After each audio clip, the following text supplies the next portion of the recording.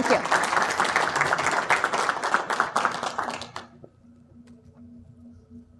All right, well, thank you, Bill. So today, as Bill mentioned, On Target is focused on helping businesses grow profitably. One of the ways that we do this is by helping our clients understand budgeting and forecasting. So today I'm going to spend some time going through that process with you. So some of the things we're going to cover today is who needs it? Why do we need it? Why is it important to us? What is it?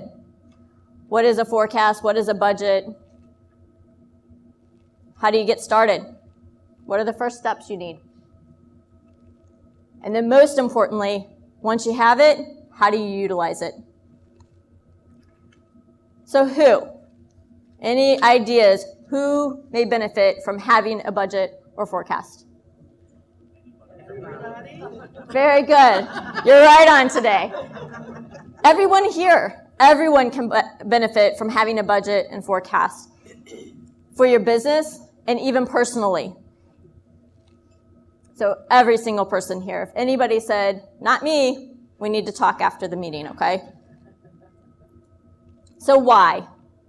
Why is it important to have a budget and a forecast? I love this picture. This, to me, reminds me a lot of how a business owner has all these decisions to make. They're constantly wondering, do I go this way? Do I go that way? Do I add employees? Do I add a vehicle to my fleet? Do I increase my product line? All these questions and millions more are going through, and you're trying to figure out which way to go. How do I make that decision? And what's the most profitable decision to make? Well, as they're looking at this, a budget is what clarifies this for you. A budget is like your roadmap, okay? When you have a budget, you have direction. You know where you want to go. You know where you want your expenses to be. You know what you want that forecast of revenue to be. You've got a roadmap now. So instead of those crazy signs and all that chaos, you've got direction now. Creating a budget doesn't always solve all the problems, but it gives you very clear direction, and it provides financial stability because you have something to base your actuals against and understand the whys. So what is a forecast? A lot of my clients, we talk about forecasts, we talk about budgeting, and they say, okay, what's the difference? What really is it? Because I think a lot of people overcomplicate what a forecast and budget is. So forecast, we'll talk about that first. Simply put, you're projecting, guessing if you will, but we're going to do it with some educational data, but you're making projections about future revenues and performance. But you're doing this, if you're doing it right, based on historical data and current conditions.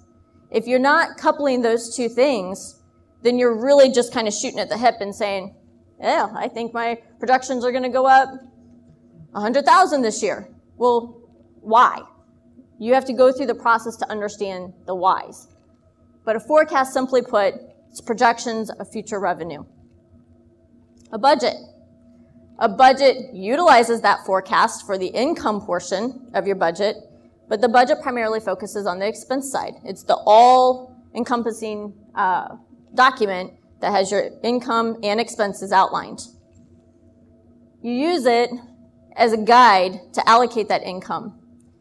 And more importantly, you use it to compare your actuals against it to figure out, are you meeting what you thought you were going to do? Did you spend more? Did you spend less? Is your revenue coming in the way you anticipated? It's a way to track everything and to have that baseline. So how do I get started? I think one of the greatest challenges many business owners face is getting started. It seems like such an overwhelming, daunting task to create a budget. And I think, again, that's because so many people feel it's such a complicated process. And is it involved? Absolutely. If you're doing a good budget and forecast, it is very involved. However, it doesn't take a whole lot to get started in doing this process. Existing businesses, you have historical data you can pull from as a basis to start your forecast and budget. So the first thing you need to do is pull out those financial statements, or if you don't have software that's recording that for you, figure out, pull out those receipts, start getting a baseline of how much did you spend in your different expense categories and what that revenue was. Startup businesses. Don't think because you don't have historical data that you can't create a budget and a forecast. It's just as important because as a startup, you need to make sure you have that guideline to reference. It's going to be a little harder. You're going to have to do some research for it. There's lots of ways you can find out some industry standards, some averages. You've got, we're not going to get a whole lot into the accounting lingo, but you've got your fixed expenses and variable. Your fixed, you should be able to get a good handle on that. You can contact utility companies. You can, figure out approximately what you think you're going to be paying in rent. Those things, you can do the research and put together a lot of that information even without having historical data. I love this slide as well. Stress, spelled backwards, is desserts. Okay? Having a budget and a forecast, having that plan, that roadmap of where you're headed, that is what's going to get you from being stressed to enjoying desserts the fastest. Okay? Because you have a goal, you have that guideline in place, which is going to allow you to identify if something's not going the way you anticipated, and you have the ability to change it and make a decision, an educated, profitable decision to say, I'm not going to do that anymore, or hey, this is working really well. How do I promote that more? You can adjust it and review it and have that information. So a budget helps you get from stress to desserts much quicker. So a lot of people say, well, maybe I don't use an accounting software, or, I'm new in business, I don't have anything yet. It doesn't have to be complicated. You can start off with pencil and paper, if that's all you have.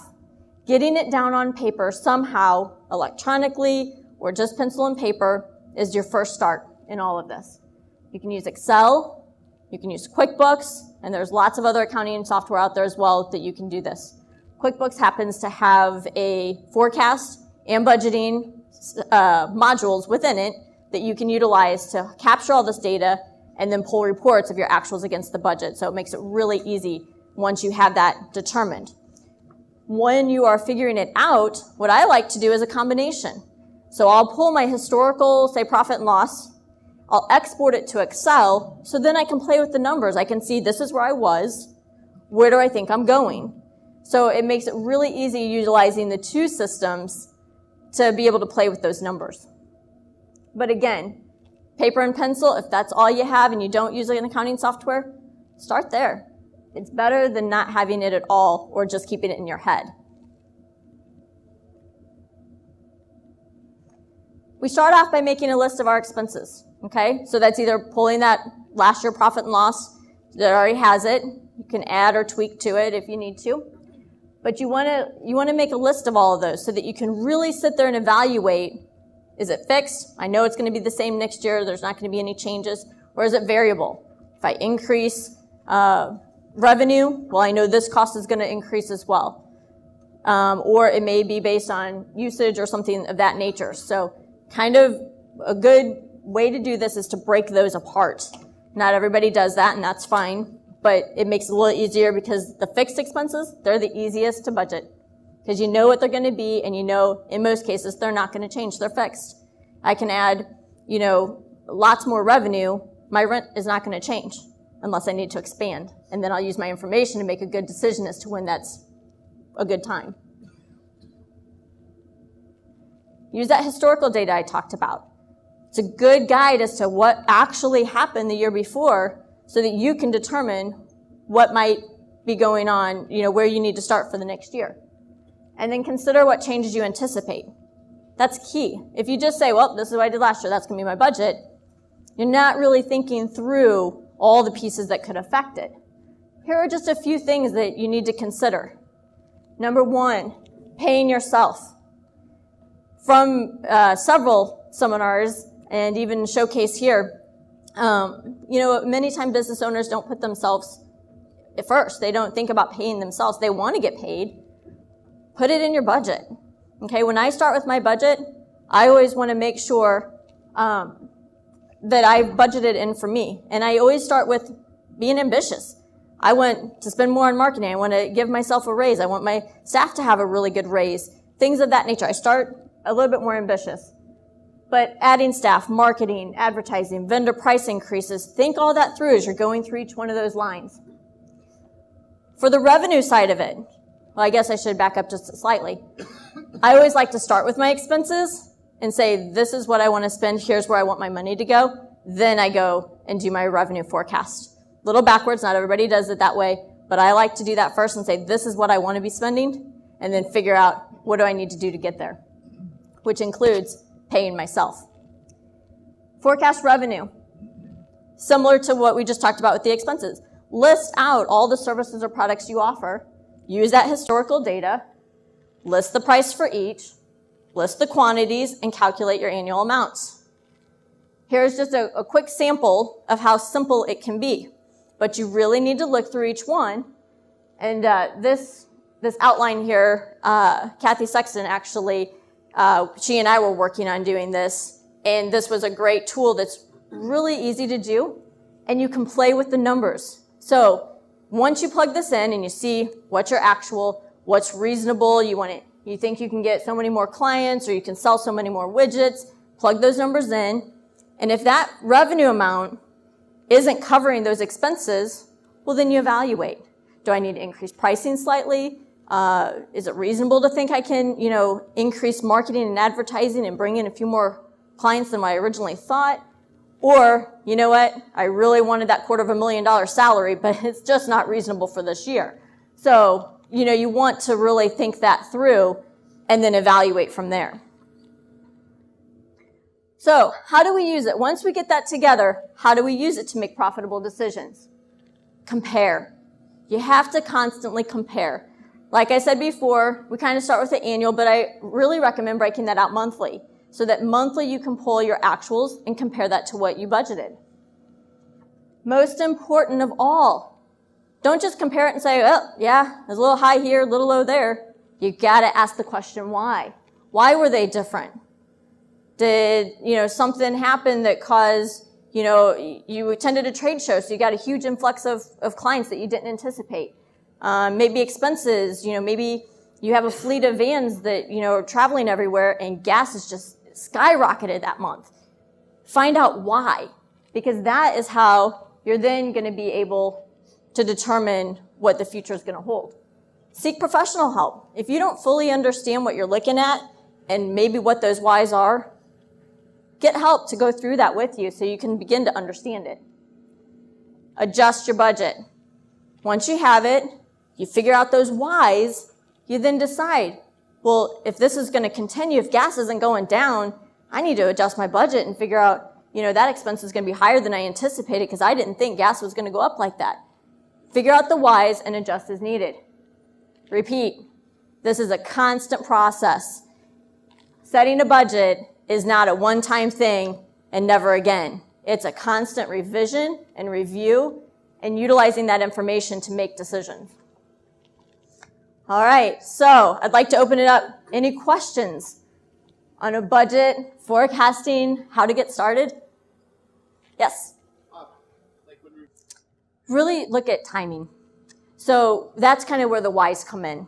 If it's a matter of you've budgeted for that revenue, say, and it was a little higher this month, but you got paid early from one client, and it's already budgeted overall, really not much you can do. It's just understanding, oh, that client paid sooner, or this client's having cash flow problems. They contacted me. I'm not going to get it for another month or two. That's why it's low.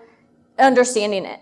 However, if the why is not just timing and accounted for overall, then that's when you need to relook at your budget and say, gosh, I pulled in, more clients than I ever imagined due to a trade show or something. So I know this is going to continue, so I need to adjust my budget accordingly. So the whys are really what determines what action you need to take.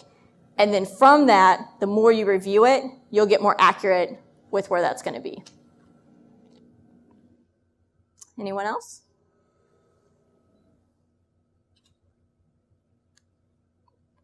Dale? Yeah, more a comment than a question. I think a lot of times it is. Most of the people I've run into that have that mindset that I can't spend the money on that type of expense, they haven't gone through this process fully and analyzed. A good example is if I'm going to invest in marketing, I don't see that I have the cash to do that, but they need to figure out that relation that if I invest in this, my revenues are going to increase by this amount. So they have to work together. And I think by going through this process, and that's where I said seek professional help if you don't quite understand what those relationships are, because I think that's a big reason why, a lot of people are adverse to spending and, investing in their business, because they're not seeing that relation. They just see that money on the expense side and don't see where they need to forecast higher on the revenue side because that expense was going up. They should be able to get that return.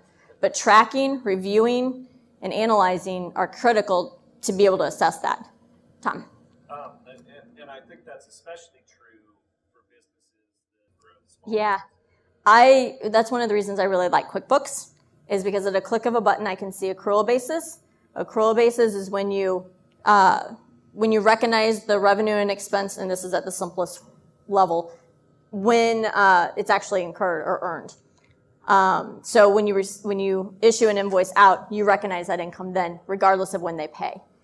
On a cash basis, it's when you actually receive that money or actually pay that money out. So cash basis is really more cash flow monitoring. Accrual basis is really overall those sales and expenses and better matching of the timing of those. I like QuickBooks because you can click back and forth and see both. And with my clients, I sit down and a lot of times look at both. We'll look at accrual to see how are your sales against your investments, but then we'll look at cash flow and say, okay, but why are we a little off here? And in most cases, either too much in the world of owner draws or loans that they're repaying, that they got into, some debt, and that's okay, but we need to see where that money is going. So I like to utilize both for that. All right, well, I think that's it for questions. So to wrap up, we covered who? Everyone, yes? Why? Because it helps you make profitable decisions. What? It's future projections of income and expenses. And how to get started. If you can, start with your historical data. It's the easiest way to have that basis to begin. And it can be as simple as pencil and paper. I prefer Excel for the calculation part, but it can be as simple as pencil and paper. And then how to use it, the absolute most important. If you're going to create it, use it. So create it, compare it, ask a professional for help if you need to, revise it, and repeat. Remember, budgeting is an ongoing process. It's not something that can be a one and done process. You have to constantly be looking back at it. Thank you. Thank you very much.